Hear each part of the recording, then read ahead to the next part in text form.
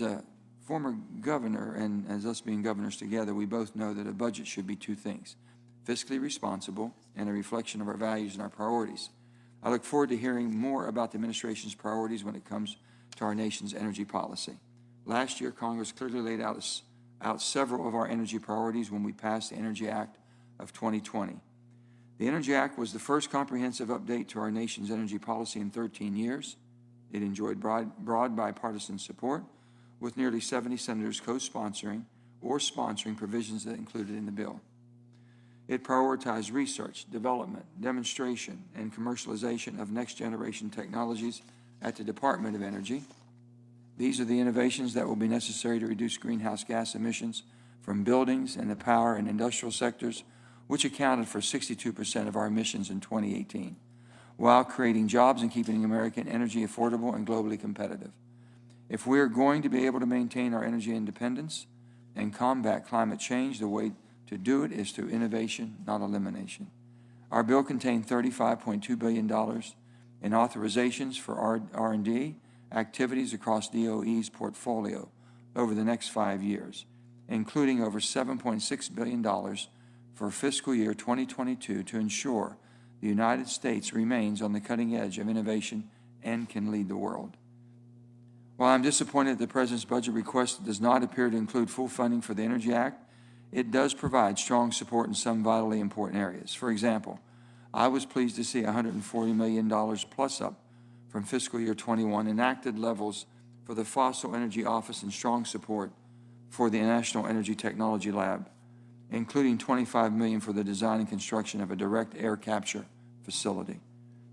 While that falls short of what we included in the Energy Act, with 1,063 coal-fired power plants planned around the world, none in the United States, I might add, it is imperative that we lead the world in getting technologies like carbon capture, utilization, and sequestration commercialized, and I'm encouraged by this showing of support for the Fossil Energy Office to do just that. The budget request also provides over $400 million to develop widely available cost-competitive technologies for the production, storage, and delivery of hydrogen, which is the area of great potential to help decarbonize several sectors of the economy without increasing our reliance on other countries, such as China. It also includes $400 million for Weatherization Assistance Program, which helps low-income families, seniors, and individuals with disabilities make lasting energy efficiency improvements to their homes, freeing up finite resources for other essentials like food and medicine. As markets and other forces transition our energy mix, we cannot leave behind the workers who powered our nation to greatness. We must ensure these workers have every opportunity in the world to succeed in a clean energy future. So I was also pleased to see that the budget request includes support for the new Office of Energy Jobs, which is a welcome and much-needed addition to the department. Secretary Granholm, I want to thank you again for being here today, for all you do at the DOE and for our country as both an authorizer and appropriator. I look forward to hearing from you today about the administration's priorities for the Department of Energy. With that, I'm going to turn it over to our ranking member, Brasso, for his opening statement. Thank you very much, Mr. Chairman. Thank you. Madam Secretary, thanks for your involvement in our announcement in Wyoming and for your active role and participation. We're very grateful. Thank you, Mr. Chairman, for holding the hearing. Energy is called the master resource for a reason. It powers our nation, our military, our economy, and America has the world's largest energy resources. Bad policies, though, are creating blackouts and energy shortages and an increasing dependence on foreign adversaries. All across our country, gasoline prices are spiking just when families who've been shut in for months want to take well-earned vacations. To fill up a truck in Wyoming is now about $15 to $20 more for the fill-up than it was at the beginning of the Biden administration. Our electric grids are under growing strain as wind and solar energy displace reliable coal and nuclear power. Where we once worried about OPEC's control over energy supplies, we're now witnessing China and Russia dominate critical supply chains. And at the rate we're going, America may soon face an energy crisis like we did in the mid-'70s. That energy crisis was so grave that President Jimmy Carter said solving it, he says, was, quote, the moral equivalent of war. In 1977, President Carter told Congress, no agency anywhere in the federal government has the broad authority needed to deal with our energy problems in a comprehensive way. And the Department of Energy was established to do just that. So after decades of work, America rose to the challenge, turned an economic, national security, and a geopolitical liability into an advantage for our country. We became more energy efficient. We developed new technologies like hydraulic fracturing, horizontal drilling, deep water exploration. These unlocked vast new supplies of American energy. Trump administration unleashed the nation's energy potential. Because of policies like cutting red tape, approving long-delayed pipelines, and opening up the Arctic for exploration, the United States became energy self-sufficient, self-reliant for the first time in nearly 70 years. Yet, as the Wall Street Journal recently warned, the U.S. is barreling toward one of the greatest self-inflicted wounds in our history. During its first week in office, President Biden killed the Keystone XL pipeline, banned all new federal oil, gas, and coal leases. The EPA has promised to impose a slew of punishing regulations. The Federal Energy Regulatory Commission is making it harder to permit natural gas pipelines. And on June 1st, the Biden administration suspended all oil and gas leases in the Alaska Arctic in defiance of a 2017 law explicitly directing the federal government to open the territory. Meanwhile, China and Russia continue to open new coal mines, build new coal plants, and develop oil and gas resources at home and abroad. China and Russia are working to gain a commanding share of global resource markets, and they are succeeding. In March, the United States imported more oil from Russia than from any other country but Canada. We now get more oil from Russia than we produce in Alaska. Senator Murkowski said that the other day at a hearing right in this very room. The Biden administration's energy policies are now having predictable effects. Gas prices have spiked over 70 cents since Inauguration Day. When adjusted for inflation, gasoline prices are higher now than they were during the Arab oil embargo of 1973. Last month, a cyber attack on a major oil pipeline led to shortages and something we haven't seen in decades, long lines at gas stations. And California again faces imminent power shortages and blackouts. The Sacramento Bee reports that the managers of California's electricity system can't promise that they'll be able to keep the lights on this very summer. America is returning to the energy malaise that the Energy Department was born to fix in 1977 under Jimmy Carter. Today, our committee is going to examine the Biden administration's budget and priorities for the Department of Energy. The American people face a potential energy crisis of this administration's own making. The question is, can the department help turn around the administration's disastrous policies? Thank you, Mr. Chairman. Thank you, Senator Barrasso. And now we turn to our guest today, Secretary Granholm, for her statement.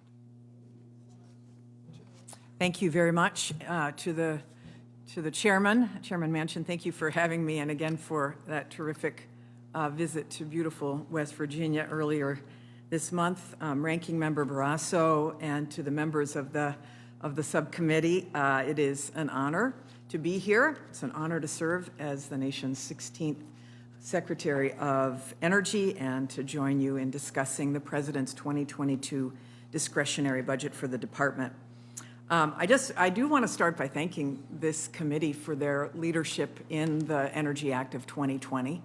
It was an amazing example of bipartisanship. It is the country's first comprehensive energy-focused legislation, as the chairman noted, since 2007, and it really did lay out a roadmap for research and development and deployment of advanced nuclear technology and carbon capture and geothermal and wind and solar and critical materials and so much more.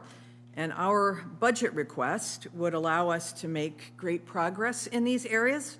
And I'm proud to report that we've actually already taken steps since January 20th. So we have invested so far $1.5 billion to strengthen our national security and accelerate progress toward a net zero economy.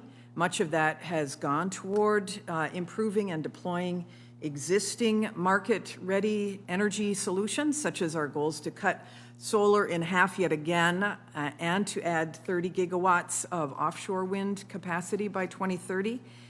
But at the same time, we are supporting, supporting projects that can help us unlock game-changing breakthroughs like our new Energy Earthshots initiative.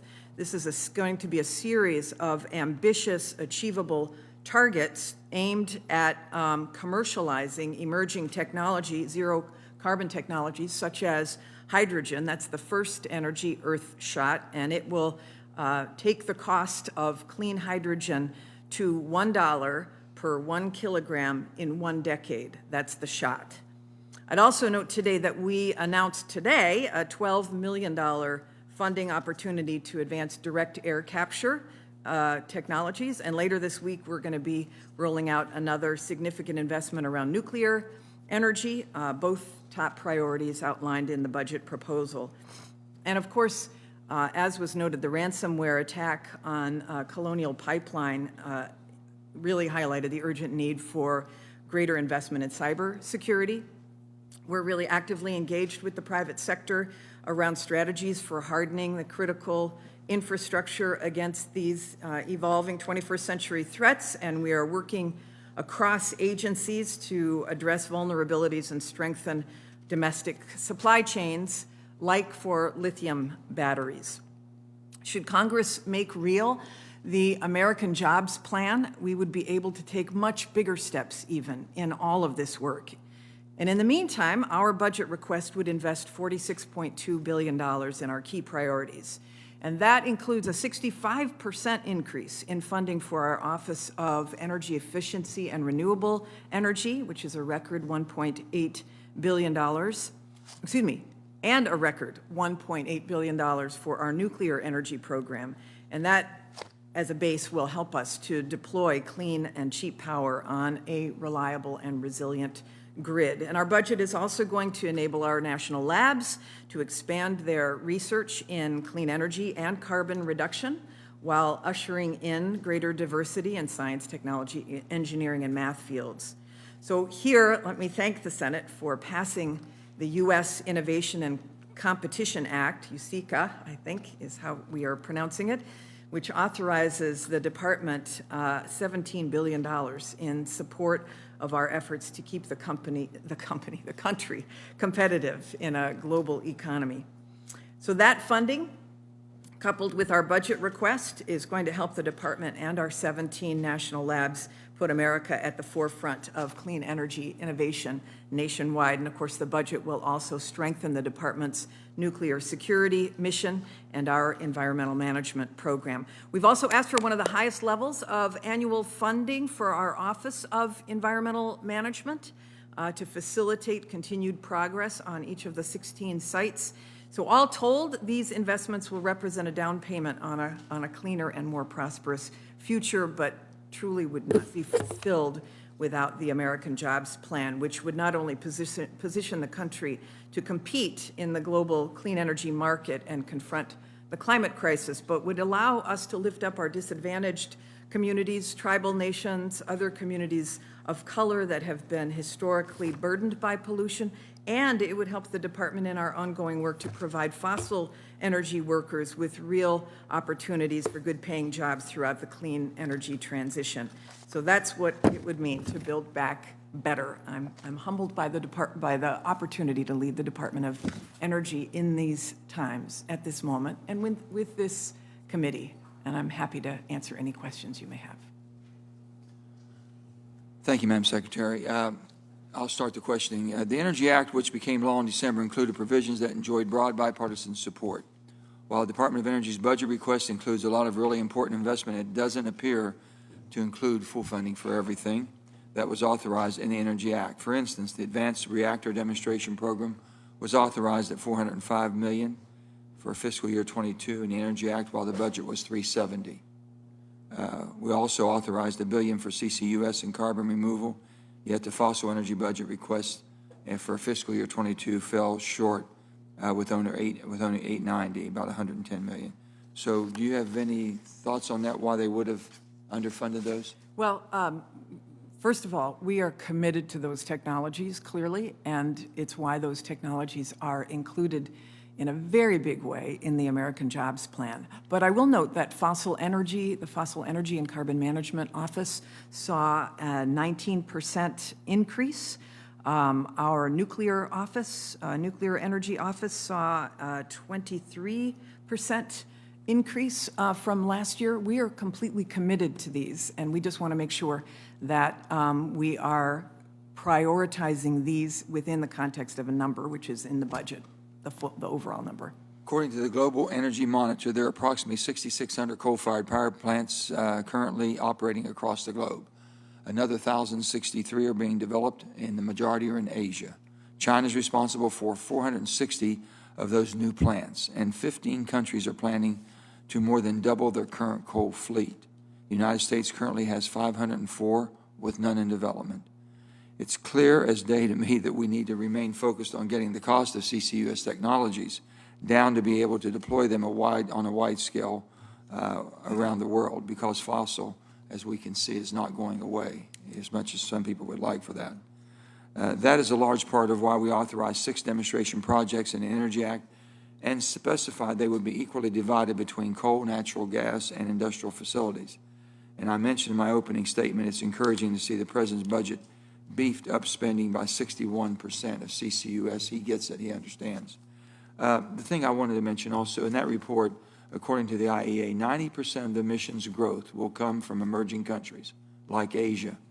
But those countries that are dispersing more only are spending 20% on clean energy investments. So it's up to us. And if the United States does not lead in that technology through innovation and technology, these countries will not pick up the slack. So I guess I would ask, how do you see us playing that leading role to where others can follow? Yeah, 1,000%. We need to be exporting technologies that can ensure a decarbonized future around the world, and we need to deploy them here. And this is why the American Jobs Plan has such a big commitment on demonstration projects, as you and I have discussed, both in carbon capture and in hydrogen. If we can bring the costs down, we can export this technology in partnership with other nations. That is absolutely what the President would like to see happen, and that's absolutely what our international team is working on. As you know, budgets are a reflection of our values. When you were putting your budgets together for the state of Michigan and mine for West Virginia, we always looked at the values of what we needed. I was pleased to hear the Department of Energy's request includes funding to support the work for new interagency working groups on coal and power plant communities that have been shuttered because they've been left behind.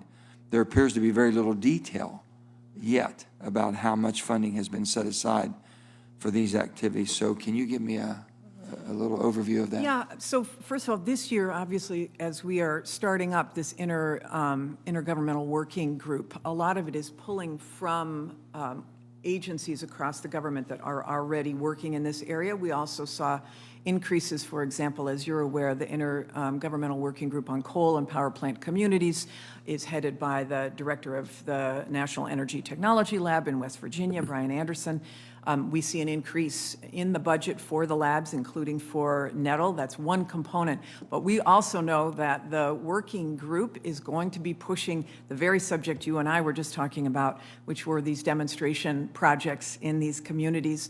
In that working group, there are 25 communities that have been identified, 25 counties that are particularly at risk, some in a number of the states who are represented here. And we want to be able to have them benefit from these demonstration projects.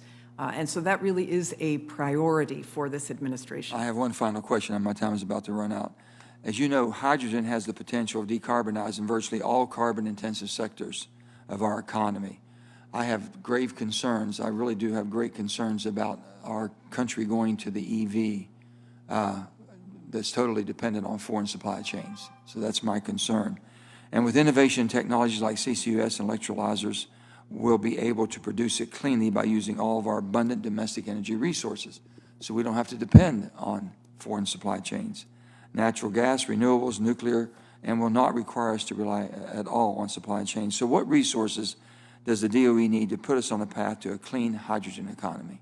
Let me just, I'm going to sound like a broken record, but the American Jobs Plan really is the way, because there's an investment there in making sure we've got the supply chain for critical minerals, which will allow us to have electrified, where we're not reliant on on China or other countries who are under China's umbrella to be able to supply us with critical minerals.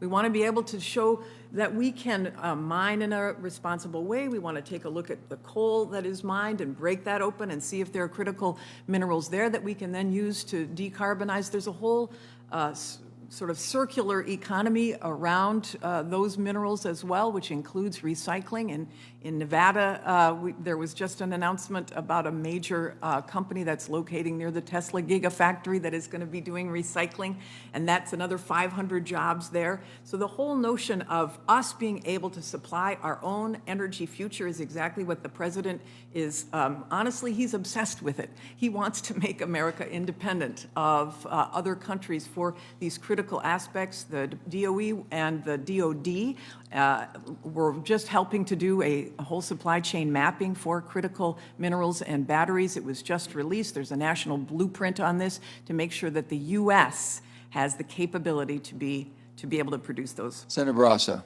Thank you very much, Mr. Chairman. Again, thank you, Madam Secretary. Thanks again for coming to Wyoming virtually with relationship to our announcement of the TerraPower building their first advanced nuclear reactor in my home state of Wyoming. It is big news for Wyoming, and I think for the country as well, and it's important in moving to a future with less carbon dioxide.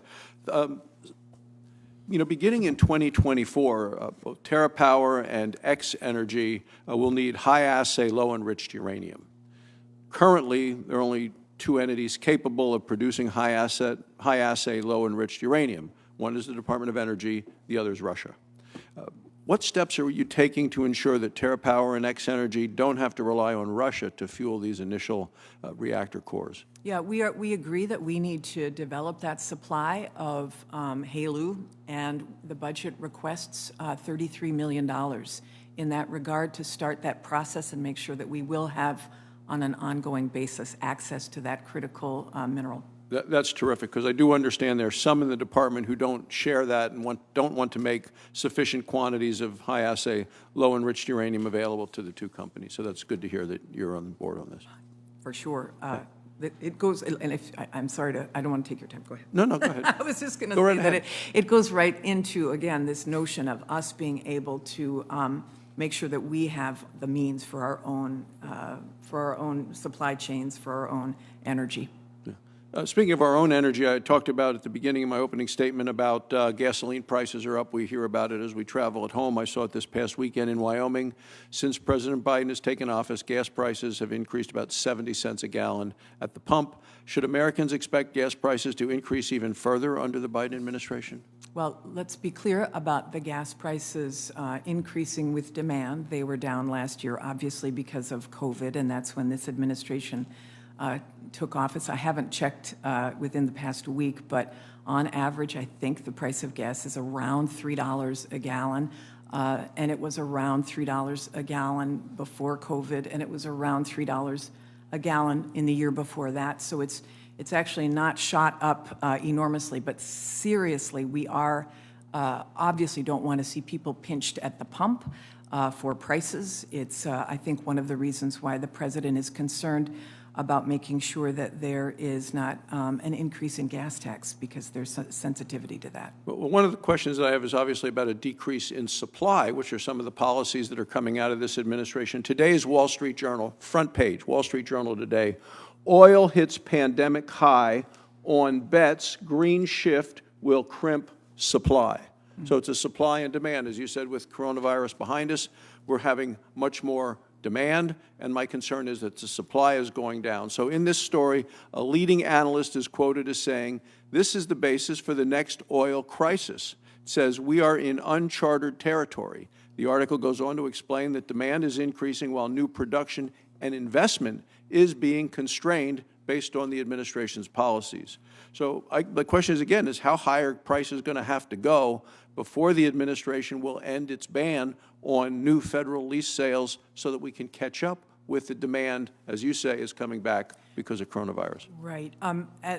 As you're aware, the lease sales are in the Department of Interior and not in the Department of Energy. But I do note that the current lease holders are able to continue to operate under their current leases while the administration evaluates what it's going to do going forward. They haven't made a permanent decision.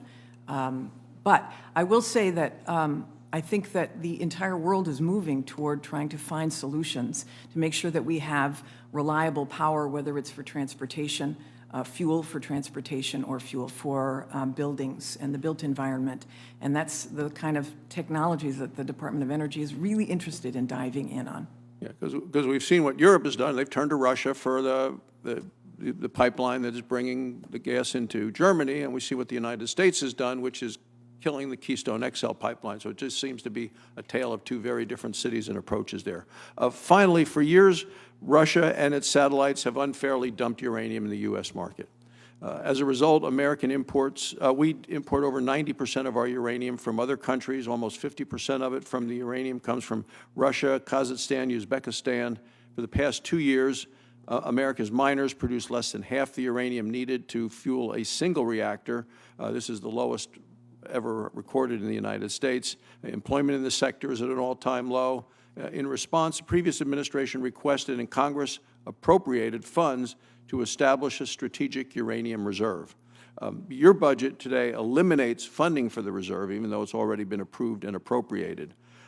What's your plan to ensure that we don't lose America's uranium production industry? And the question is, why didn't you focus and request funding for that reserve in the budget? I think that it had been appropriated for last year, so it's carrying over. And so now we're about to issue a request for information regarding establishing a reserve. Agree that we are going to do that, and we are, I think, this month issuing an RFI on that. So we'll be taking steps in that regard. Thank you, Madam Secretary. You bet.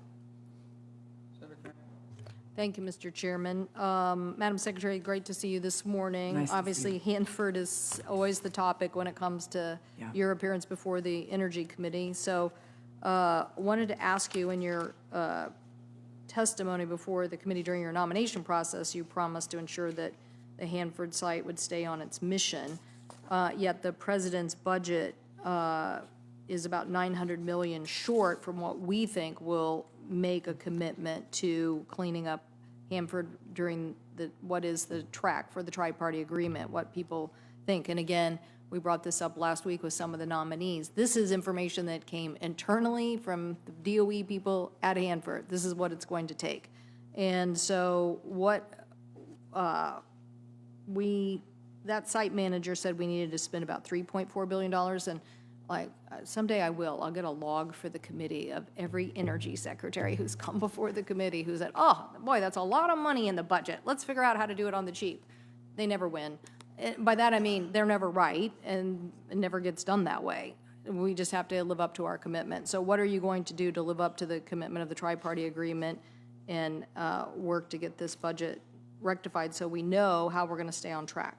Yeah, thanks for asking that question.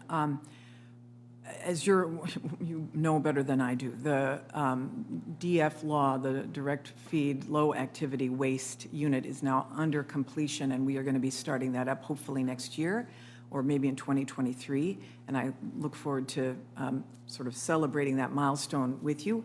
That means that there was a reduction in the budget for the construction aspect of it. We are still in negotiations on the high-level waste with the state of Washington. And so when those negotiations are finished, I look forward to coming back to you and seeing what we also need to add to the budget to account for those negotiations. Okay, well, I'm glad to hear you say that you're going to support adding something, so I'll take that for today, but I will just remind you, again, it was a site manager. I'm pretty sure that site manager knew that DF law was coming online, so I'm pretty sure they had taken that into consideration. But let's leave that in May and come back to that. Many Washingtonians were also quite upset when DOE's budget eliminated the payment in lieu of taxes funding for the Hanford and Savannah River sites. As many of my colleagues know, PILT funding is intended to compensate local governments for taxes that they cannot collect from the federal government.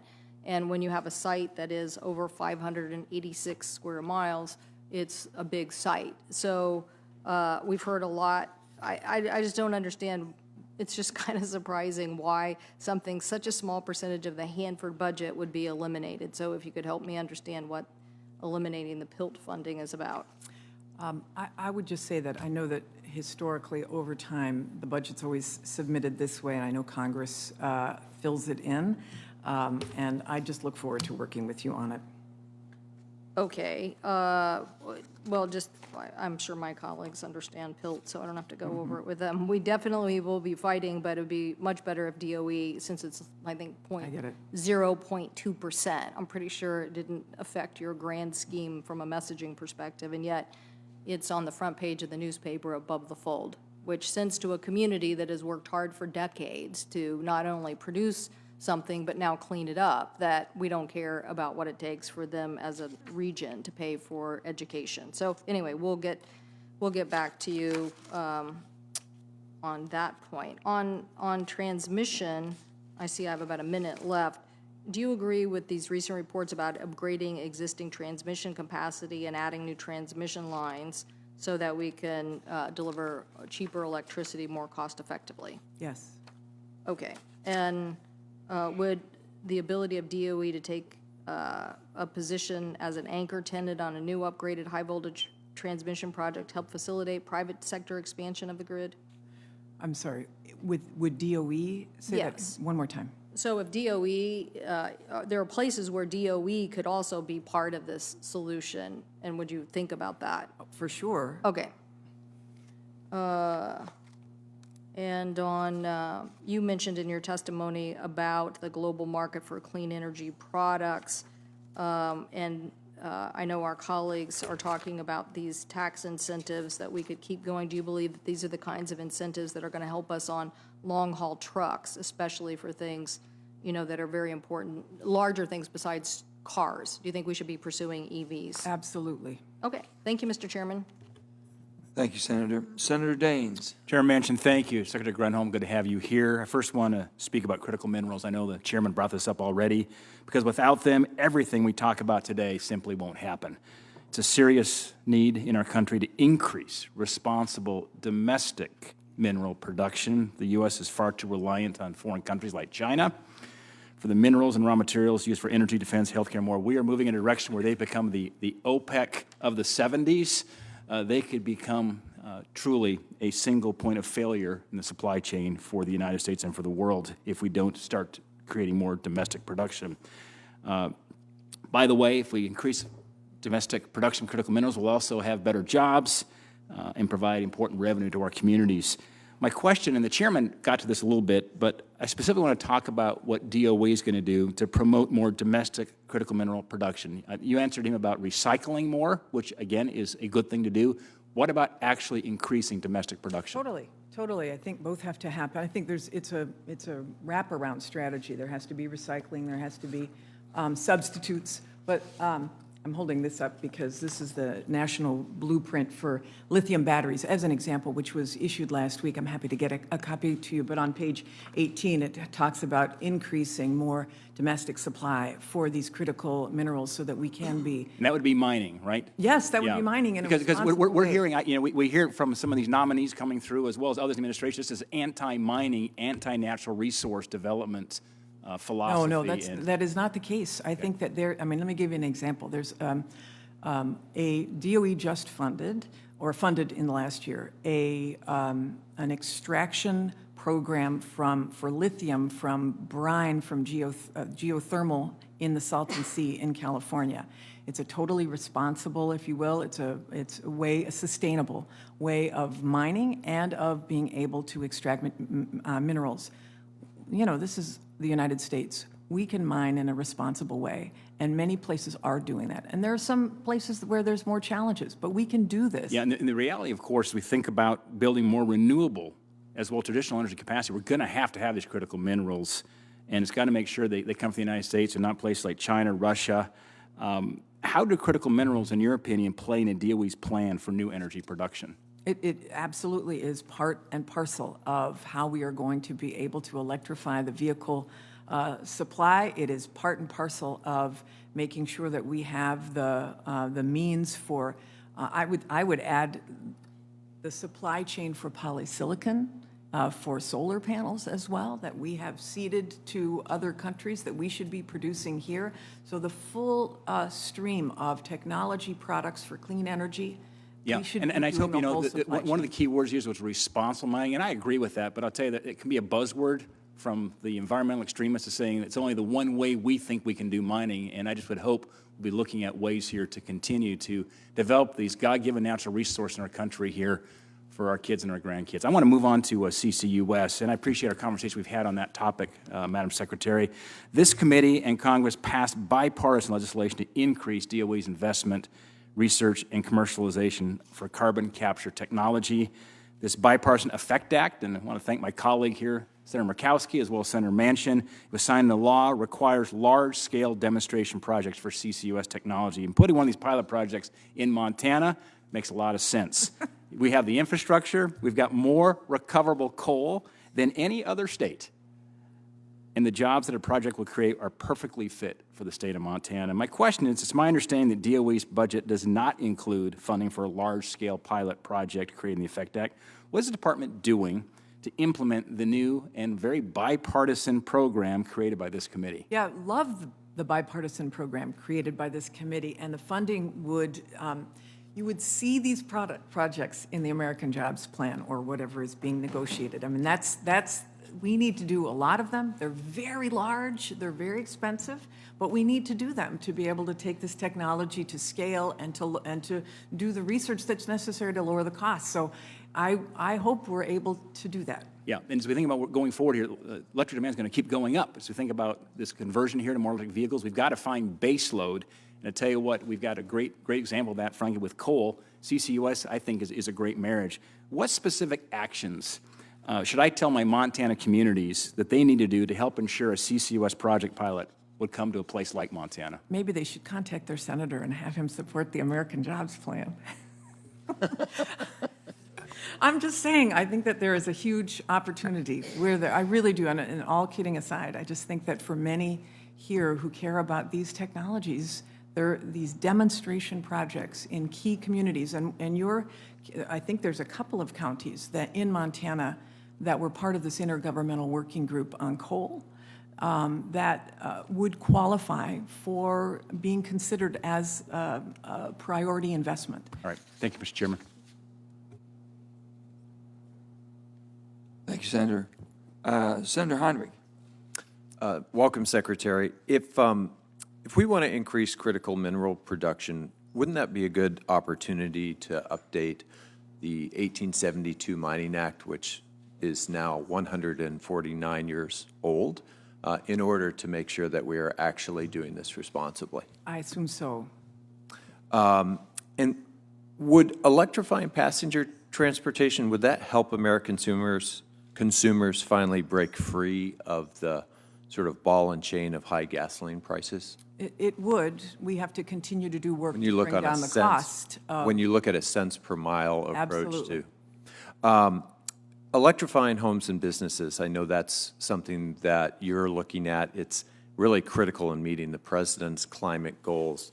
But historically, we have really over-relied on tax credits to create incentives to do that kind of work. And a lot of my constituents, for example, just don't have tax liability, so they can't really they can't necessarily take advantage of tax credits. You know, one of the ideas that has gained a lot of traction is shifting that to a point of sale rebate that would open up that incentive structure to many low-income Americans. Would you be willing to work with myself, with this committee, on new ways to incentivize the electrification of our homes and businesses? Absolutely. Does the U.S. have a clear blending standard for hydrogen transport in our existing infrastructure and what is currently largely carrying methane and net fossil gas? We're looking at that and researching what that blending standard might be, and working with other agencies and state regulators too, to see what that might look like, because I think it's an important strategy. I think it would be incredibly helpful to have a safe standard set today so that all of this investment can be unlocked and can utilize, at least in the early stages, the existing gas infrastructure. And as you mentioned, there's a huge amount of overlap of potential responsibility from many different agencies with respect to permitting natural gas, or permitting hydrogen. And it's not clear to me even that if you were to switch over to transporting hydrogen in the same infrastructure, that you might need a brand-new permit. So is DOE doing the work to sort of bring all those agencies Yes. together? Yes. And figure out what that's going to look That's like? part of our hydrogen shot. We got the research side, and we also have the deployment side. And so, yeah, our hydrogen technologies office is looking at that. Yeah, I think that the sooner we have that, the sooner we'll be able to really attract the capital to make those changes. As you're probably aware, a number of states across the Southeast and the West have been, that there's a renewed interest in really expanding wholesale electricity markets, ISO and RTO markets. Organized wholesale electricity markets really help bring down costs for consumers. And one of the things that there seems to be a real need for is simply specific initiatives and increased support and assistance to states to be able to thoughtfully expand those markets. Is that something that you, as Secretary, that the department would be willing to work with this committee to really incentivize the expansion of those markets? Absolutely. Great. Transmission investment tax credit, that's something that the President rolled out in his American Jobs Plan. How important is that to really building out a modern grid? It's hugely important. As you know, a lot of transmission is built on spec, or they don't build on spec. They build They on- want to make sure that they have offtake, and so we have to absorb some of that risk in order to get the level of build-out that is necessary for our needs. There's right now over 600 gigawatts of request for backed up for a grid that doesn't exist yet. Right. I want to thank you for being so succinct, because I don't think I've ever gotten through this many questions on this committee. And I'll just leave you with one last thought in my remaining seconds. The NRC, the Nuclear Regulatory Commission, is currently assessing whether to give a private corporation a 40-year license to construct and operate an interim storage facility in New Mexico. And as I've discussed with you in the past, unless DOE fulfills its statutory responsibility to provide permanent waste disposal, interim sites can become permanent sites. That is not something that my state has signed up for. And so myself, along with other New Mexico elected leaders, are going to be sending you a letter describing our concerns more in detail, and I would just appreciate you taking a look at those. Will do. Thanks. Thank you, Senator. And Senator Hickenlooper has to go preside, and I want to thank Senator Langford for being so gracious and allowing you to have your questions. Great, thank you. Thank you, Senator Langford. I will be concise and brief. And Madam Secretary, thank you so much for your work and for being willing to undertake this grueling interrogation. I've got to make sure I get to, first, the discussion of the National Renewable Energy Laboratories in Golden, Colorado. Obviously, the scientists and engineers there have been making great contributions to advancing us in all of the above energy scenarios. And in terms of DOE's budget, I wanted to thank you for increasing the funding for the NREL's facilities and infrastructure, particularly for the energy materials and processing at scale facility, the MAPS. And I wanted to, make sure I invited you to come visit this facility as they're looking at this changing scale, and B, to make sure we can stay in touch with this. I would love to. Great. And again, easy, short answer. In terms of, and some of this, the previous questions addressed, but as we electrify various sectors of our economy, and we're going to change how we supply and demand electricity, many of our current regulations, really for how we charge for power, that's more specific, I think are going to prove poorly suited to as these markets evolve. And do you see a role for DOE and the national labs in trying to help resolve and inform policymakers? So many of these are done on a state level. So, Yes, I mean, I would say that NREL is particularly well-suited to help model out, as well as the Pacific Northwest National Lab, who works in conjunction with NREL. That's what they're so good at doing, is that kind of modeling. But I agree with you that our electricity sector is changing based upon more electrification, and we need to take a look at how we charge for that, including demand response. right, exactly. And then also the, in the goal of, as an ex-geologist, we always refer to make sure we have multiple working hypotheses as you're trying to solve problems, doing a number of different research. And obviously, the direct air capture technologies are potentially game-changing scenarios, obviously controversial in some ways, but they do set a ceiling on the cost of solving climate change, because I think every ton of carbon emissions that we create now, as the price comes down for actually taking carbon out of the air, it makes more sense if as that price comes down, we have a broader array of choices in terms of how we generate electricity. And I thought I'd just check and see what your long-term strategy is, specifically around direct air capture. Yeah, I mentioned in my opening statement, I know that you arrived a little bit late, but that actually today we announced a funding opportunity announcement for direct air capture, a $15 million opportunity. So we really are very much interested in seeing where this goes. 15 million is small in the scheme of how much sometimes these big projects cost, but it will allow us to identify the best places and the best private sector partners to be able to team with. Right, exactly. And I think that so many of all of our energy sources, we don't face the externalities. In other words, the costs down the road we will have to, as a society and as a planet, will have to deal with.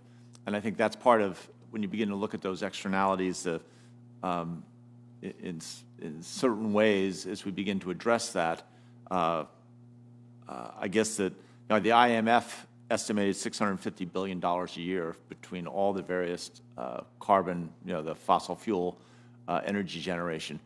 Somehow we've got to really address that as well. And you guys see any way that the IMF, we can begin to address that discrepancy to make sure we get the full benefits of our investments for the American economy? Yes, and I think the budget that we're presenting, plus the President's American Jobs Plan, really does double down on investing in the clean energy technologies that would allow us to arrive at the promised land. Right, I couldn't agree more. Okay, I yield back the time to the... Senator Langford, thank you, sir. You bet. Mr. Chairman, thank you. It's good to see you again. Let me back up into a philosophical conversation a little bit with you. As I go through the budget, it's clear, more money. That's a pretty clear aspect to the budget, is that in almost every area, increase, some of them by very, very large percentages, 300, 400% increase from previous time periods. So I see all that.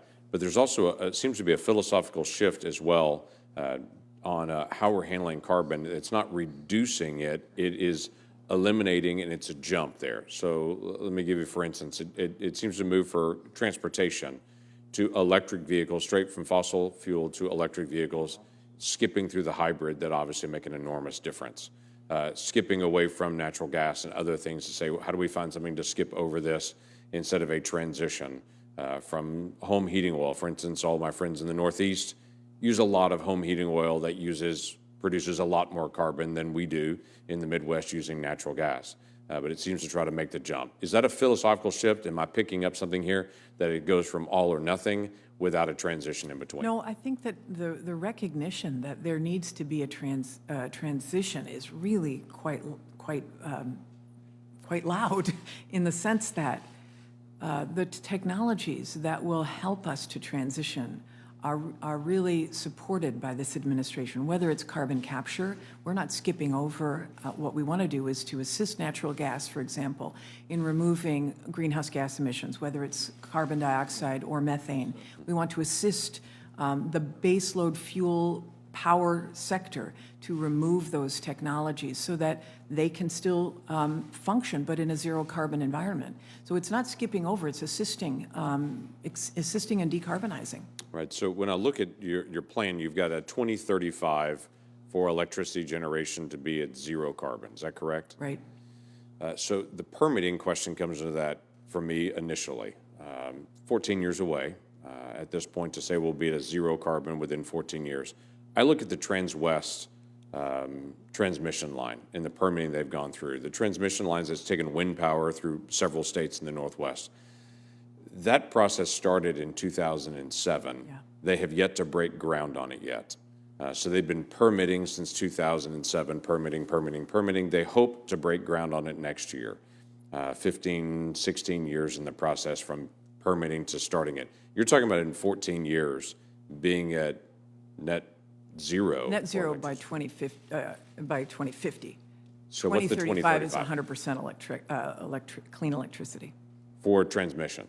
For transmission is 2035, yeah, 100% clean electricity. Right, so that's what I'm getting at. Yeah, This is a but you're transmission project. completely right about the permitting issue. Completely right that it is way too long, and it's very frustrating. And we have got a team internally that is working on that. It's got to be an intergovernmental strategy, obviously, because we don't do, DOE doesn't do permitting, but there is a recognition that we've got to move with alacrity. Right, but that brings up the philosophical issue for me, because it seems to be a lot more money to be able to do more innovation, more creativity, more grants. Let's figure this out. But the practical side of it is, okay, if we figure that out, how do we actually implement that? When we talk about nuclear power and trying to be able to implement nuclear power, putting one in Wyoming, that's a very long permitting stream to be able to get there, to actually get that on the ground. If you're going to put a transmission line in the northwest of the United States, and it takes 15 years to do the permitting on it, setting a date of 2035 saying we're going to innovate to be able to do that and actually implementing it is a very, very different animal. Yes, I agree.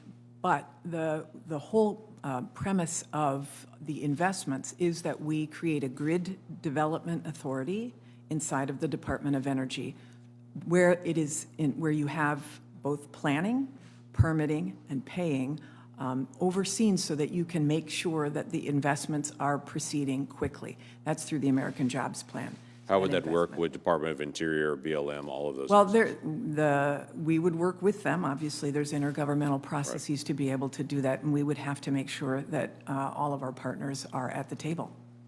Another issue we've talked about several times here is about the critical earth, rare earth elements as well, Yeah. to figure out how we actually get that. The biggest challenge that we have there is the permitting side of that as well. Obviously, those resources are here. They are obviously in high demand. But we've got lots of issues there. One of the things that I've raised is the Title 17 loan guarantee program that Energy has, and to be able to put a greater priority on that program on the development of domestic.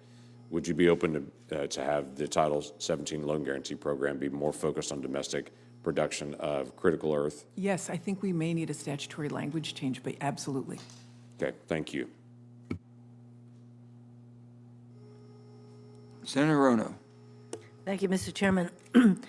Before I begin, I just wanted to note that, yes, there have been concerns raised about communities being left behind as we move toward a clean energy future, and President Biden has stated his commitment to target federal investments in disadvantaged communities, and I think it is important that we ensure that people are not left out of the transition. So on June 23rd, I will be chairing an energy subcommittee hearing on this topic, so I wanted to make note of that. Secretary Granholm, the President's budget request supports long-term research, but it also recognizes the need for rapid demonstration and commercialization of clean energy technologies. And renewable power is already the cheapest option in many places, but we need to accelerate the use of low-carbon energy and cleaner transportation and manufacturing if we are to avoid the worst impacts of climate change. Can you briefly describe the importance of rapidly commercializing newer and cheaper low-carbon technologies like battery storage, and how would the budget's proposed Office of Clean Energy demonstrations help in this effort? Yeah, thank you for that. I mean, we have a significant increase in our Office of Energy Efficiency and Renewable Energy for the purpose of accelerating deployment. And that's really what we have tasked all of our offices to do, is to say, you have done a fantastic job of exercising the muscle of doing research and doing development, and now we've got to deploy, especially technologies that we know are well established. And so that's why you see that significant increase in the budget. And I'm glad you noted that the Office of Energy Efficiency and Renewable Energy is being beefed up, because during the Trump years, that office was cut rather significantly. Relating to a clean energy standard, 30 states plus the District of Columbia have renewable electricity standards, including Hawaii's standard of 100% renewable energy by 2045, and I have supported a national standard to give a clear sign that electric utilities and other power providers need to speed up their investments in clean and affordable sources of power and help tackle climate change. Can you describe how the president's plan for a clean energy standard, well, not how, but can you describe the plan and how it would benefit people in their homes and businesses? Yeah, the president has a goal and would like to see, and it's included in the American Jobs Plan, of 100% clean electricity by 2035 and net zero carbon emissions by 2050. If there were a national standard, you would see states organizing around these goals, which would mean that individuals in states would be able to benefit from, say, energy efficiency, which on average, with electric light bulbs and with efficient appliances, citizens save about $1,000 a year, and would be able to install solar panels. Every state's a little bit different. So it might mean community solar, it might mean net metering. Some states are different than others, but the bottom line is energy freedom, if you will, a clean energy freedom would occur in all across the country if we were able to pass a renewable energy standard. And I would say that clean energy, as defined in that standard, would include energies like nuclear energy, et cetera. It's not just wind and solar, but it's other clean energies that would be included within that standard. I'm glad you mentioned appliances. That's my next question. Under the previous administration, the DOE failed to meet deadlines to update approximately 28 different appliance standards, such as for refrigerators and clothes dryers. A report by the Appliance Standards Awareness Project found that updates to national appliance standards could save average households hundreds of dollars in their utility bills while significantly cutting carbon pollution emissions. What has the DOE done this year, or plan to do this year, to address the backlog of appliance energy standards? Yes, we are going back at that. We've filed, I think, 27 of the 28 notices in the Federal Register to indicate that we are reinstating those standards. Thank you very much. Mr. Chairman, hello. I yield back my time. Thank you, Senator. Senator Marshall's recognized for 5 minutes. Okay, thank you, Chairman, and welcome, Madam Secretary, to our committee hearing here. Worldwide, if we instituted E15 right now, we could decrease tailpipe emissions by almost 50%. That's technology we have available today. We had it available yesterday. In your budget proposal, the 45Q tax credit is eliminating ethanol, natural gas, and ammonia as well. Can you kind of explain, walk us through why you're excluding specifically ethanol as well as natural gas and ammonia from that 45Q tax credit? I'm going to have to get back to you on that. I don't know. I'm not read in on that particular piece, so I'll follow up with you. Okay, thank you. Next, I want to talk about for small oil and gas producers, will the president's budget remove the percentage depletion tax credit and the intangible drilling cost deduction? And again, this would impact only small oil producers. You know, again, I am not familiar with that, so I will follow up with you on that as well. Okay, both of those tax credits are what allows small producers to stay in business. Without it, we might as well just hand our natural oil production over to the big companies. It's certainly the difference between a small producer being able to stay in business or not. Next, let's turn to the Strategic Petroleum Reserve. Is there any interest in the Department of Energy to enlarge it, and what are you doing to protect it from cyber attacks? Actually, what we have done, I appreciate you raising this, is because it is obviously an important, it's an important tool to be able to have at our disposal during emergencies. And so we have put the Strategic Petroleum Reserve under the Office of CSER, the Cybersecurity Office, because we want to connect the two. to make the Caesar office more of an emergency response office and elevate it to ensure that it has all of the tools necessary to protect us in the event of an energy crisis. Okay, thank you. I think you'd probably agree with me that energy is a national security issue. It's a tool that we can use to help or harm our allies or our enemies. I'm especially prioritizing our relationships with the Quad, Australia, Japan, and India. There's certainly an opportunity to help our ally India with natural gas and expanding our natural gas to those.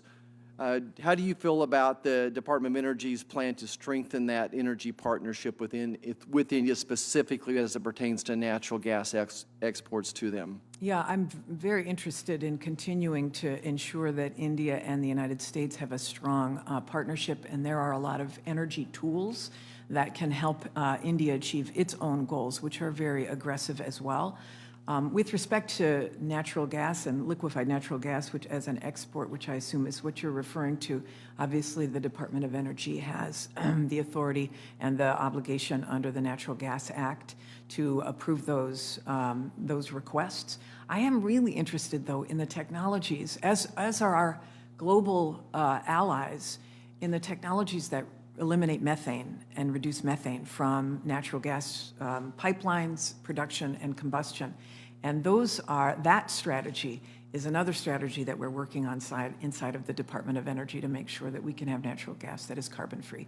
Yeah, certainly we're excited about making traditional energies cleaner as well, and I think that will be technology-driven as well.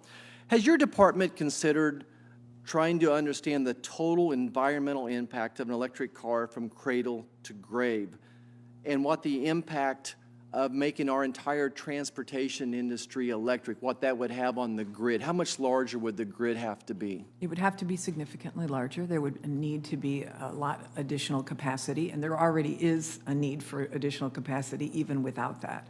So this is why investment in the transmission system, both for capacity purposes as well as cyber purposes, as well as resiliency purposes, is necessary. Our grid is not sufficient right now, and we absolutely need additional investment in it.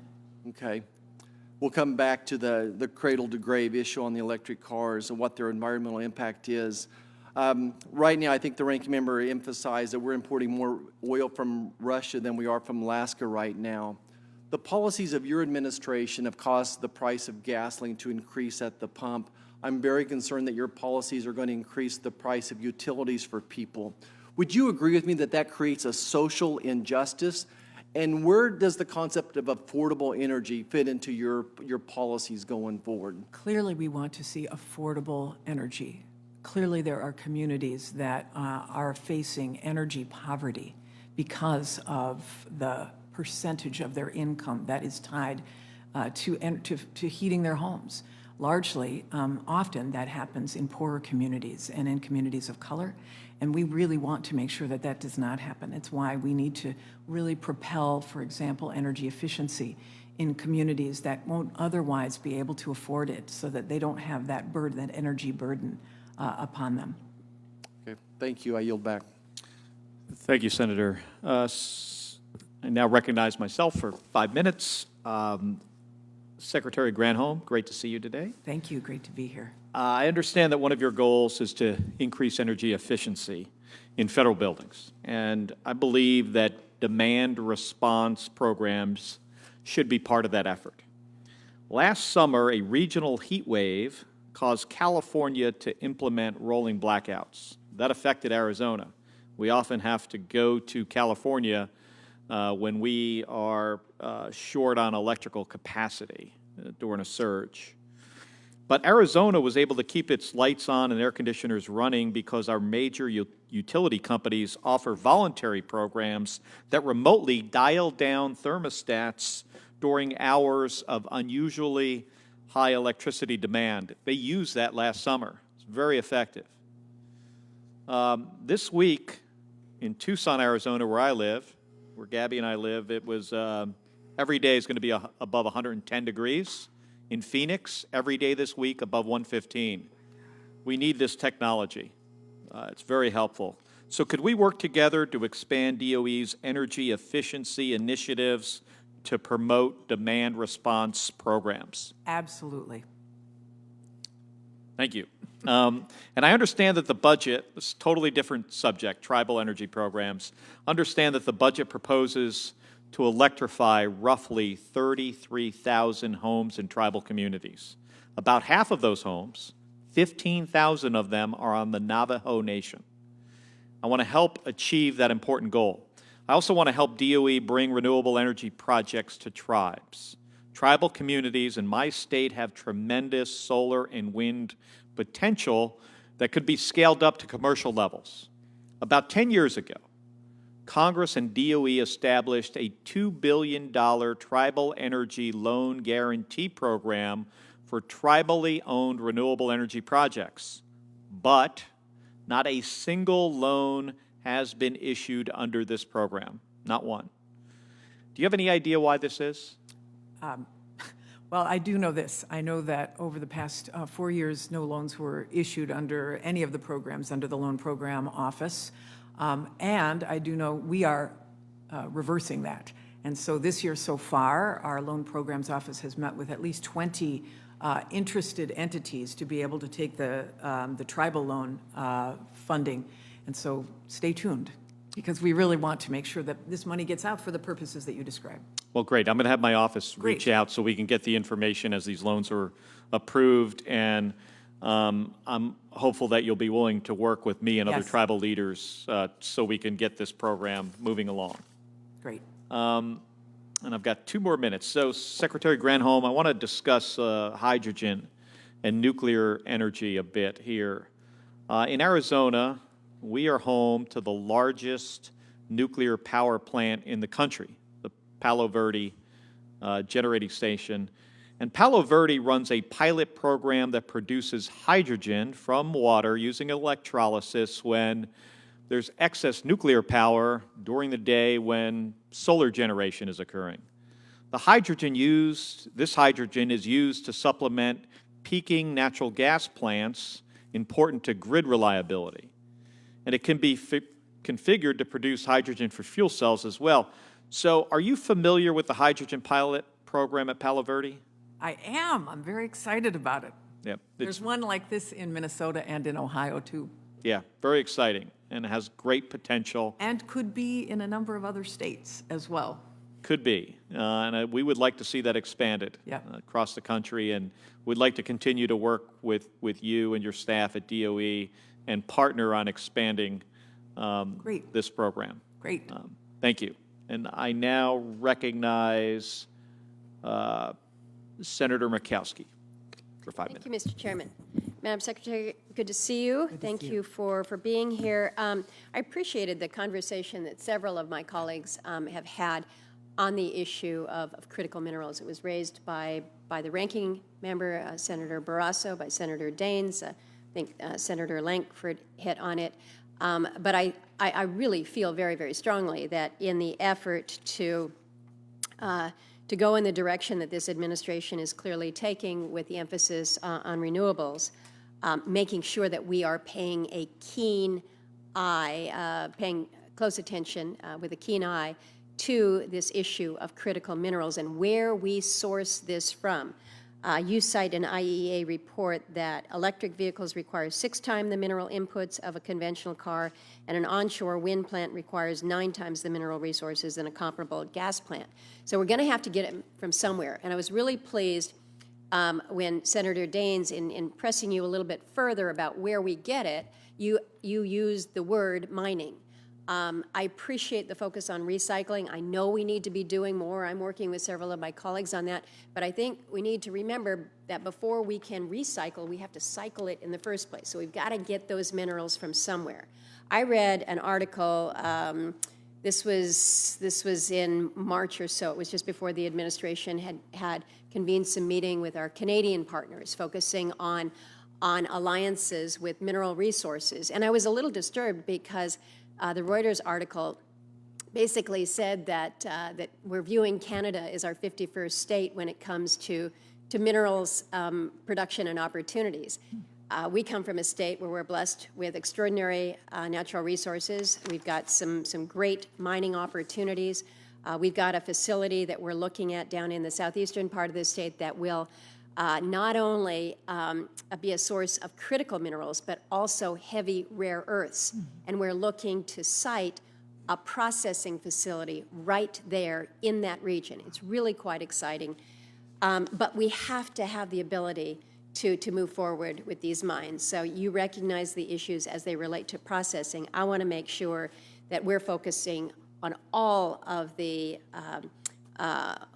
spectrum here when it comes to these critical minerals. Yeah, full value chain, for sure, from extraction to processing. That's amazing because we process nothing in the United Exactly. States. We send our stuff to other countries to We be able to do have one it. facility in California, and we Right. still send it to China. We It should be makes no doing sense. the whole thing soup to nuts. Well, the we've whole got chain. an opportunity for you to look at, so Great. excited to Okay. share that with you.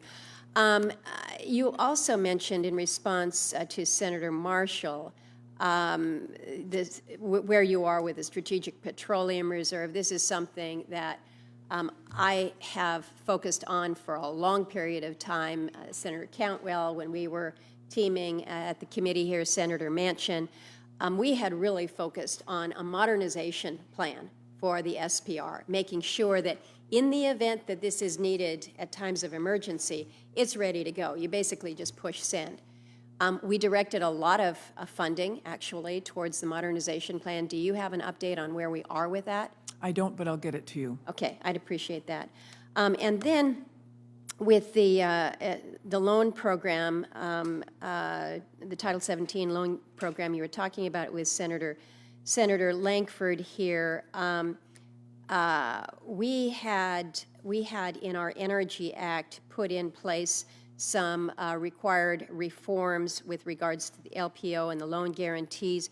You just said in response to him that you think you might need to make some statutory changes as we're focusing on domestic programs for this loan. So what am I missing here? Yeah, Is there something that we didn't do within the Energy Act? What I was referring to is the loan program obviously focuses on advanced technologies, and there's a question about whether mining would fall within the definition. We're actually having our general counsel take a look at this because I'm concerned that we may get a challenge without clarity. But it was just on the mining piece of things. Okay. Then last point that I wanted to raise with you, and I've got some other questions that I'll submit to the record.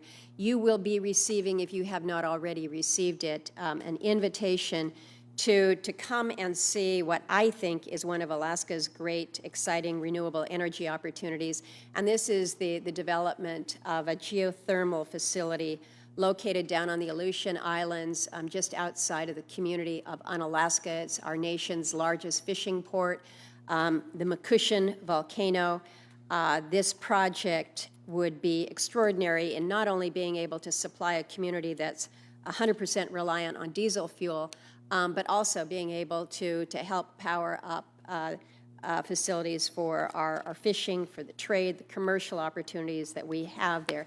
I think it really is an opportunity to showcase some things. So we're looking at this. It's a 30-megawatt geothermal project. It doesn't come cheap just because you are out there really at the end of the world for some. But I hope that the department can look at projects like this that, while they're located in a segment of the country that is beyond description. When you try to say rural, we're beyond rural. But this is something that we look at as an opportunity for national importance. And I'd like to be able to educate you more on this project if you have not already been briefed, and of course invite you to Alaska to see not only that, but our renewable energy opportunities that we have around the state. Great, great. I would love it. Thank you. Thank you, Mr. Chair. Thank you, Senator. Now recognize Senator Cortez Masto for 5 minutes. Thank you. Secretary Granholm, it's great to see you again. I want to start by thanking you for your recent visit to Southern Nevada.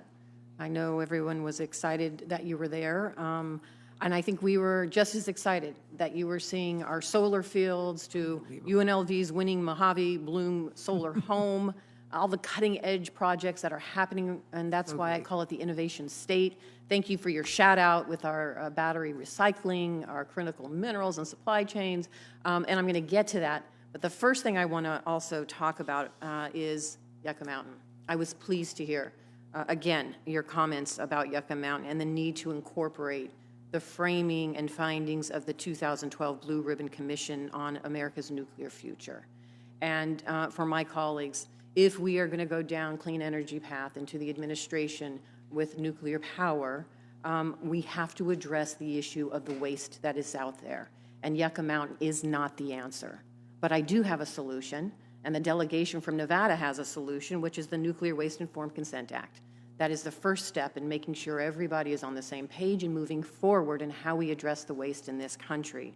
So let me ask you this question, because in regards to the department's fiscal year 2022 budget request, the DOE will support a consent-based siting approach and actively work with state, tribal, and local governments, as well as other affected federal agencies, to better understand and consider concerns and challenges before making decisions. So, Secretary, can you elaborate on this statement a little bit and provide an update on the department's efforts to carry out a consent-based approach? Right. In the budget, there's a $20 million hold there for this process, because we want to begin this process, which will happen next month. We'll start the process, and hopefully in the fall, we'll be able to gather and see what the interest is. As you're well aware, we're not authorized to be able to do a permanent solution, so it would be an interim inquiry. But you can't force this on any community. There has to be a process of consent and presumably rewarding the communities that are willing to raise their hands. So we'll see what comes back, but this administration has made it very clear that Yucca Mountain is not the solution. Thank you. And in the spirit of collaboration, and let's talk a little bit about critical minerals, because this is something else that if you were in Nevada, you saw this, and I appreciate your comments here, because I do think it is important as we go down the clean energy future that we are recognizing that there are critical minerals within our communities, within this country, that we should be looking at for extraction and processing and bringing that supply chain here. And you talked a little bit about that. I think it is important that as we look at a critical mineral extraction, though, we are also recognizing there is a way to still protect the environment and bring all the stakeholders in a collaborative nature, so everybody's working on the same page. Can you talk a little bit about that? Yeah, I mean, you raised this, it's a great example, because there are a couple of potential opportunities in Nevada, as you are well aware, and you can do this in a way that includes the community and that listens to the concerns that people may have of both the environment as well as tribal lands, for example. And do something in partnership that includes perhaps a community benefit agreement where you work together on what everybody wants to see, which is the ability to create jobs in a sustainable and responsible way, powering our future with clean technology. Thank you. And that's why, again, I will extend an invitation to the chairman of our committee here to come out to Nevada to see how we have incorporated mining in an environmentally responsible way, because I think it can be done. Let me ask you, for purposes of my colleague Senator Kelly's question on tribes, please know that's a concern of mine as well, particularly as we both sit on the Senate Indian Affairs Committee. This is something we keep bringing up. It is a concern for ours to make sure our tribes have access to the Tribal Energy Loan Guarantee Program, and we're doing everything we can to promote their economic opportunities as well as we go down the clean energy path. One thing I want to bring to your attention, though, is this nexus between energy and water. As you well know, in the West, there is a drought situation happening, particularly as we all are dealing with how we manage our growth, our economic development, and clean energy future, and the water situation that we see in the West. So for these reasons, I introduced the Energy and Water Research Integration Act last Congress. Portions of this legislation were ultimately merged with former Chairwoman Murkowski, who's really taken the lead on the nexus of energy and water sustainability, and she has introduced legislation around that space. Let me ask you this. In the legislation, it established an interagency committee led by the Secretaries of Energy and the Interior to coordinate and collaborate on energy, water, Nexus activities. Can you speak to the status of this section and how it will complement our D&D priorities included throughout DOE's fiscal year 2022 budget request? Can I get back to you on that? Absolutely, absolutely. Thank you very much. Thanks, appreciate it. Thank you, Senator. Senator King is recognized for 5 minutes. Thank you. Governor, welcome. Thank you. I call you governor because there's only one political honorific in this country that's higher than governor, and it ain't senator or secretary. So I'm delighted to have you here. Pipeline security. I count, we've got PHMSA at the Department of Transportation, we've got TSA at Homeland Security, we've got FERC, and we've got Department of Energy, all have a piece of pipeline. This is unacceptable. Do you agree with me that we have to rationalize the process of cybersecurity for pipelines so that there's one agency that's in charge, that there are regulations, that it's not voluntary? This is a part of our critical infrastructure. It would be wise to do so. Thank you. That's exactly what I hoped you would respond. I just want to emphasize, right now we're in danger. I mean, the Colonial Pipeline was a wake-up call. We keep not waking up. And pipelines in New England, for example, 60% of our electricity comes from natural gas. All of the natural gas comes through pipelines. So as far as I'm concerned, gas pipelines are part of the grid. And the grid has a great deal of regulation and testing and cybersecurity. It's very, very weak in terms of the pipeline system. So I hope we can work together with CISR and other agencies to figure out where this should reside and to get on it promptly. Yeah, I mean, as you know, I'm encouraged at least by the fact that TSA is now requiring pipelines to notify us when there is an effort at penetration from a ransomware attack. But there are basic standards that have been developed by NIST at the Department of Commerce, which the electrical sector uses. Exactly, and those standards should apply to pipelines, and pipelines should be pen tested, and they should be under the strictest structure. Nuclear waste we've talked about, Senator Cortez Masto. I just want to emphasize that we do have to face that issue. Yeah. This is a broken promise by the federal government going back to the 50s, where we developed a commercial nuclear infrastructure in the country. The commitment was, we'll take care of the waste. It hasn't happened. In my state, in many states, we've got what amount to 100 high-level nuclear waste sites scattered around the country, including one in Maine. And so I urge you to take this seriously, because I want to support the development of nuclear power as a clean alternative, but I don't feel that I can morally if we're shipping the waste problem to our children. Yeah, I get it. And that's why we're proceeding on it this year. CISR, I mentioned, CESER. CISR, we call CISR, okay. Render under CISR. You've indicated you want to strengthen the agency, but I'm concerned about the leadership and that it's at the career level rather than a higher level political appointee.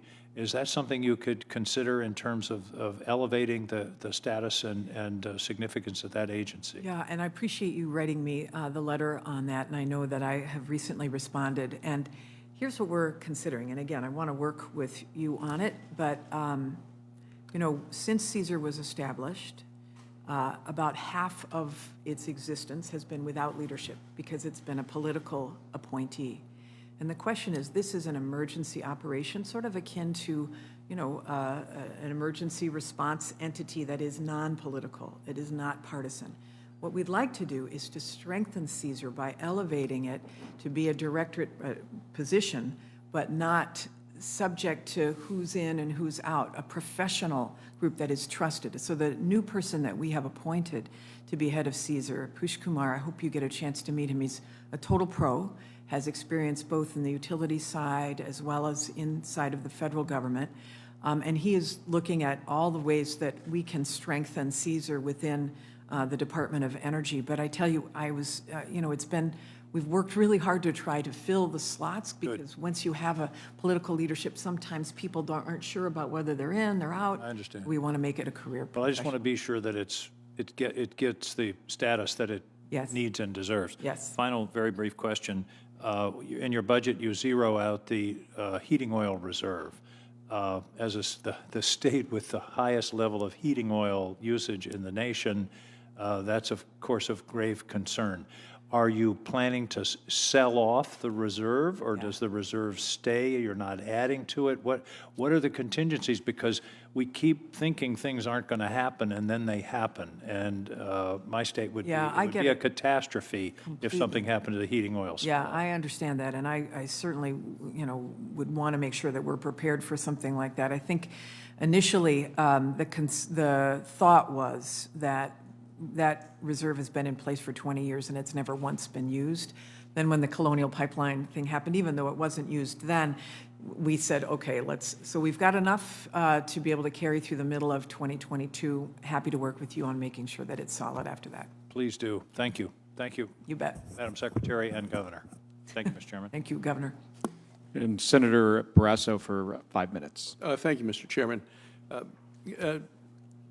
Madam Secretary, I'm just kind of looking through a number of different things here. You're working to convince Congress to mandate a carbon-free power sector by 2030 for the entire nation, and that's the policy of the administration. 2035, okay. California has gone down this path with disastrous results. California's goal is actually 10 years later than the Biden administration. So last month, the National American Electric Reliability Corporation issued its 2021 Summer Reliability Assessment. This is what they said. Quote, California is at risk of energy emergencies during periods of normal peak summer demand and high risk, they said, when above normal demand is widespread in the West.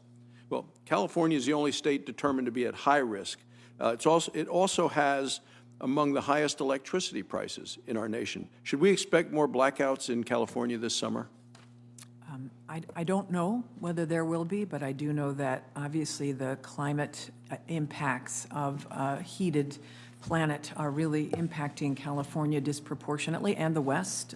These other states that are experiencing 117-degree temperatures, and we've got to do something about that as well. Clearly, we have to have reliable power. Clearly, we have to have reliable baseload power.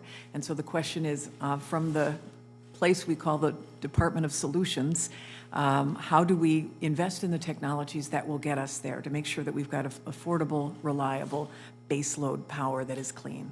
And it's a global reduction in carbon that we're looking for to have the impact that you described. Of course. Globally. So last week, the Wall Street Journal ran an article titled, China slows bid to cut emissions. China slows their bid to cut emissions. The article explains that China's top economic planners have put the brakes on attempts by the environmental officials in China to reduce carbon emissions, as they say, driving growth takes priority in China over meeting climate targets. So meanwhile, the Biden administration has dramatically increased U.S. commitments to cut greenhouse emissions. But globally, we cut, China adds more, helps their economy, hurts us economically. To that end, President Biden has already killed thousands of American jobs in the oil and gas sector alone. China is prioritizing its own economic growth. Madam Secretary, is China just playing us for fools?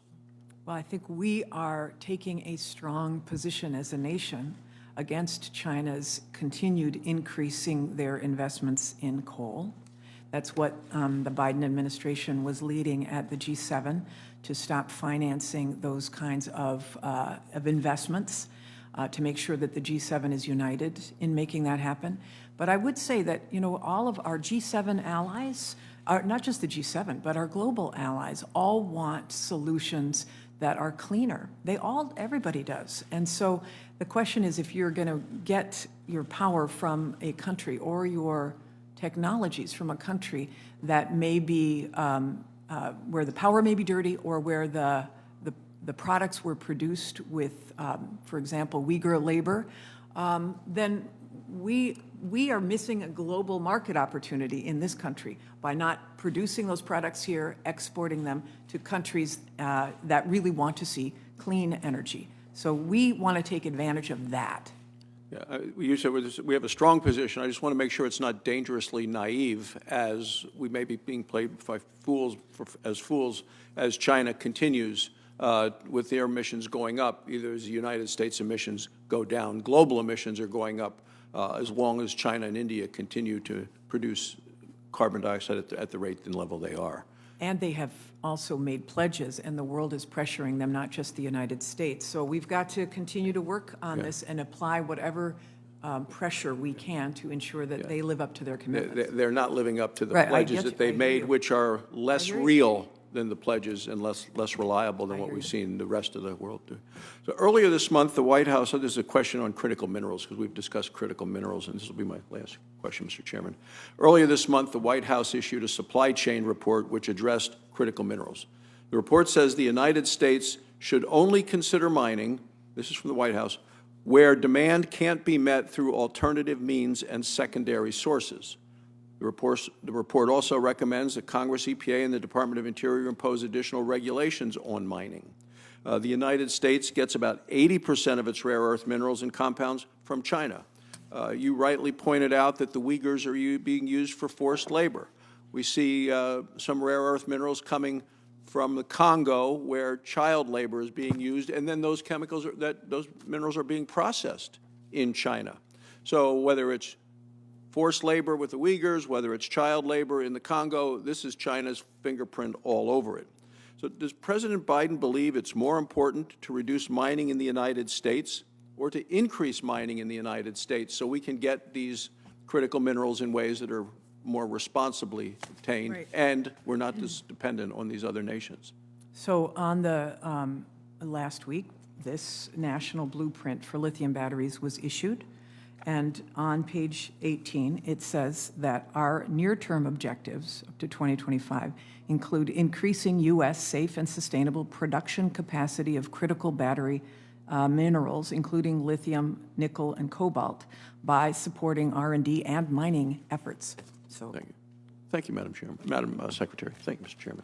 Thank you, Senator. Now recognize Senator Hoeven for 5 minutes. Is it, or Senator King?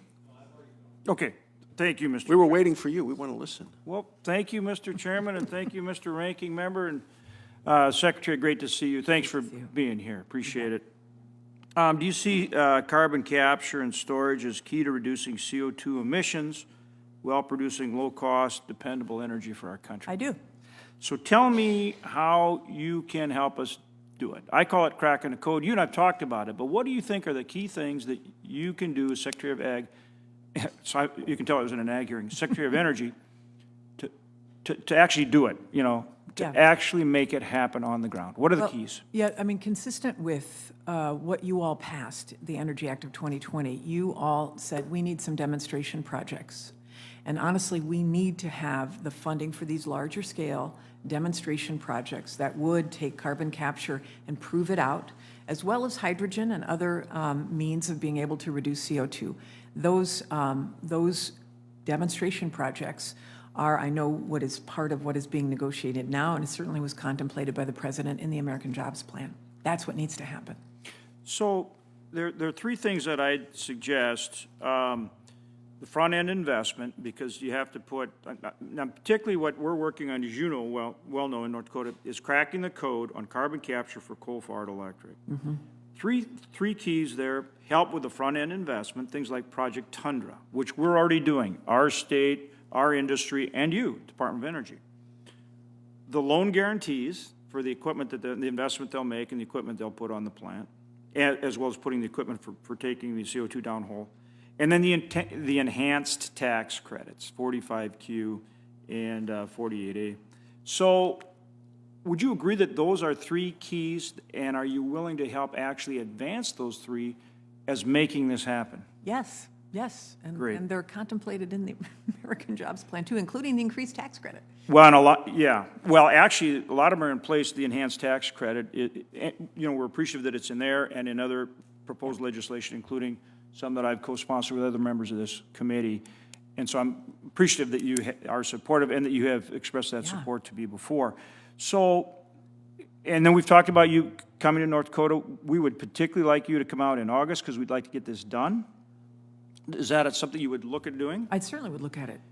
And the other thing I would put in front of you for just your thoughts is, and again, this is going to be different around the country, but it's still, cracking the code on CCUS in terms of taking it from technological or technical viability to commercial viability, making it happen here, and then other places will adopt that technology.